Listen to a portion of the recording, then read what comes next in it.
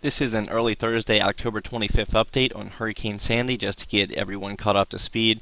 As of the 5 a.m. Eastern Time advisory from the Hurricane Center, maximum sustained winds are 105 miles per hour, so we are talking about a Category 2. And late last night, the storm almost made landfall across eastern Cuba as a Category 3. Officially, the maximum sustained winds at landfall were 110 miles per hour, and a 114 mile per hour wind gust was recorded just to the southwest of Guantanamo Bay. Now, the hurricane hunters will be flying back into the storm to gauge the latest intensity, and I would be willing to bet that the storm is slightly weaker now. However, the hurricane is still forecast to remain at least at Category 1 as it passes through the Bahamas, so hopefully everyone is finalizing their preparations for the storm there. And it's also very interesting to note that if you look at the latest 4 and 5 day forecast positions from the National Hurricane Center track, they are starting to indicate a gradual turn toward the Mid-Atlantic or New England states. In terms of sustained tropical storm force winds, the odds of that being felt across southeast Florida are still relatively low at around 5 or 10%. However, the probabilities for the northeast are likely going to increase with time here. The enhanced infrared satellite animation of Hurricane Sandy shows just how nicely the storm got its act together shortly before making landfall across southeast Cuba, and even after crossing some of the higher mountains, the storm's overall structure is still fairly healthy, so there is little to no doubt that hurricane-force winds will be felt across the central Bahamas. As we turn to the northwest Atlantic water vapor loop, we can see all of the main synoptic weather players entering the field. First and foremost, here's Hurricane Sandy exiting the northern Caribbean and moving into the southwest Atlantic. But what are some of the steering mechanisms that are going to dictate the track? Well, as we've talked about relentlessly in the last few videos, we have a massive upper-level low situated to the southeast of the Atlantic provinces of Canada, and immediately to the west of that upper-level low, we do have modest ridging over the New England states, and that is also followed up by another round of troughing coming in from the central U.S. So all three of these features to the north of the storm are going to have a major role in the 4 and 5 day forecast track of Sandy. Although we've been talking about the potential for a major storm system to impact the northeast United States for the past several days, there hasn't been enough solid data to say for certain that this would occur. So, of course, as we wake up this morning, one of the big questions is, have we seen a better model consensus take shape overnight? So with that in mind, we're going to take a look at the 0Z run from the ECMWF. This is the current time frame, and you can see the hurricane starting to move out of eastern Cuba within the next 24 hours. And as we work our way into day 2 and day 3, it's continuing to move toward the north. And even though it's starting to make a transition into a more hybrid or subtropical storm, you can see that the pressure is still down to 960 millibars. Now also, let's pay attention to some of the features surrounding the storm. And you can still make out the central Atlantic upper level low. We've got this blip here, and you may notice this. That is the ridge that we talked about, and here's the trough approaching from the central United States. The ECMWF has been very persistent with its idea that there will still be enough ridging between this upper level low and the trough coming in from the central U.S., and as long as we have that ridge here immediately to the north-northeast of Sandy, it's going to prevent the storm from moving northeast and away from the U.S. East Coast. So as we go deeper into the forecast period, this is day 4. You can see that the storm is continuing to intensify, now no longer as a fully tropical storm, but more so a hybrid, and it's being enhanced by baroclinic processes with this trough coming in, and it's beginning to phase with the trough. So the trough fully captures the storm, and the storm bombs out into a major catastrophic type solution for much of the mid-Atlantic in northeast. We're not talking about a Category 3 hurricane in all likelihood, but rather a storm that produces at the very least hurricane-force wind gusts across a very large area.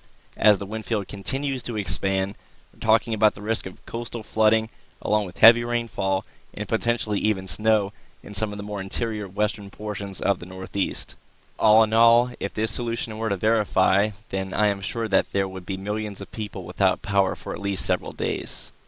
So with that in mind, let's go ahead and see if the operational run of the ECMWF has support from other models. So to start things off, this is a look at the 5-day ensemble mean of the ECMWF members, and you always want to see if the operational has support from the ensemble suite, and sure enough, the day 5 average does place the low in nearly the same position, and this is the look going into day 6. So this will give forecasters confidence in the European solution.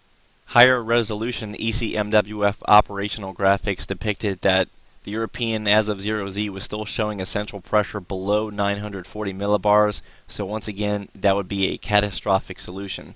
So let's go ahead and turn to the Canadian model, which has also been very consistent the last several days with significant northeast impacts, and sure enough the forecast valid for Monday night is still indicating nearly the same exact track and intensity that we just saw with the European. It's showing a 936 millibar surface low heading almost due westward towards Long Island.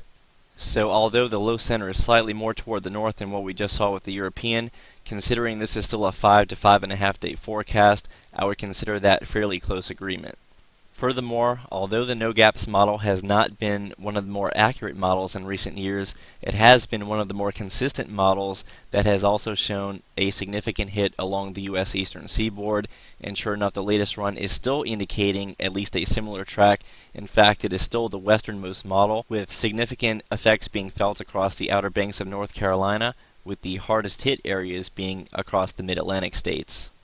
Also, I just wanted to mention that in addition to all the inland impacts, this is going to be one of the worst case scenarios for any mariners across the Northwest Atlantic, and hopefully everyone moves out of the way well in advance of this potential storm. As you see here, this is the WaveWatch 3 model forecast as we head into day 4, and we're looking at significant wave heights well exceeding 40 to 50 feet directly offshore. I would also like to point out that even though we did not include the graphics, the UK Met model is also supporting a track into New England. So out of all the models that we have discussed so far, there's almost unanimous agreement that a significant surface low will track somewhere between the Delmarva Peninsula and Nova Scotia, but more importantly, we want to see if the last remaining model that is well out toward the east is going to make a shift more toward the current model consensus. And of course we're speaking about the GFS, and it certainly helps that the GFS ensembles as of the 0Z run are continuing to shift ever so gradually. Remember, a couple of days ago nearly all of these models were well out to sea, and now you can see that there is a pretty strong consensus with at least a track somewhere between Nova Scotia and the Delmarva. All of the remaining American models outside of the GFS that are based on GFS initialized data are also beginning to show a gradual turn toward the northwest by day 5. So the GFS ensembles combined with the other remaining American models seem to indicate that the GFS is still trending toward the west and is getting closer to the other models and their consensus. So let's dive right into the latest 6Z run of the GFS operational model. This is the 72-hour forecast. You can see what is Hurricane Sandy or potentially subtropical Sandy at this time just to the east of South Carolina.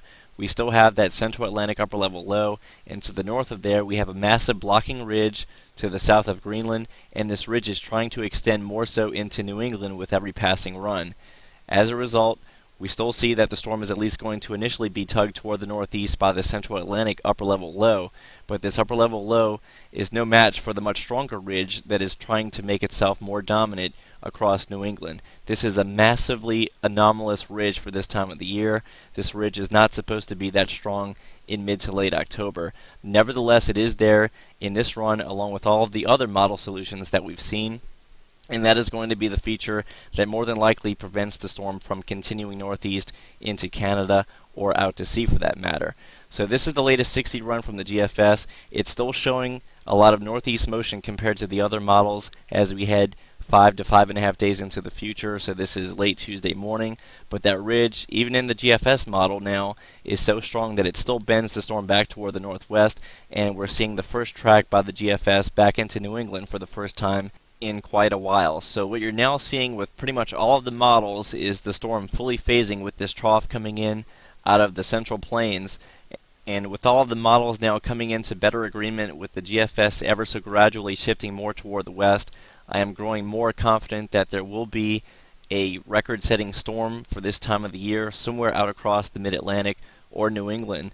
And it's just a matter of getting into the specifics at this point, because I don't think the models are going to shift out to sea after having seen the latest runs this morning. But even now, it's still too early to get too grossly into the details. It just looks like this is going to be a powerhouse storm, and we're going to have to monitor each and every model cycle for more specifics. But interests across this region should be bracing for several days without power at the very least, potentially hurricane force winds, heavy rainfall, and all the other things that we highlighted earlier in this video. This is a storm that very well could happen. It's becoming more likely with each passing day. So now is the time to prepare, because it's just a matter of time until the news really begins to hype up the story and everyone begins to panic. But there's really no reason for that as long as you make your preparations ahead of time. You'll have a lot less in the way of problems as the storm approaches if you follow all of the precautions. So we're going to follow this very closely for you here at 28storms.com. Keep it tuned to 28 Storms along with the Hurricane Tracker app and our Facebook and Twitter media.